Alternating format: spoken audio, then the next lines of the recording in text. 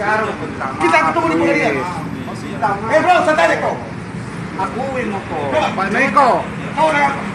Orang di sini toh. Oke. Kamu dengar saya bicara apa tidak? Kau rekam sekarang. Kamu mau tadi? Saya tanya. Kau mau apa tidak? Kau bilang tadi tidak ada online. Kenapa ada online di dalam? Saya bilang online 80%. Ya tapi berarti 20% tidak online. Yang saya lihat itu nggak bisa kita di luar dari pengawasan. Tidak boleh caramu untuk membohong sama saya. Tidak ada urusannya. Kau sembako. Satu Makassar buka.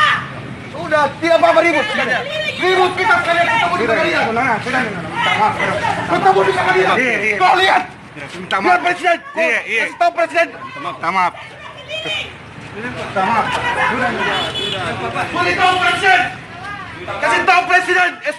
Presiden Jokowi. Sudah, minta maaf. Minta maaf. Kau pikir saya takut sama kau semua?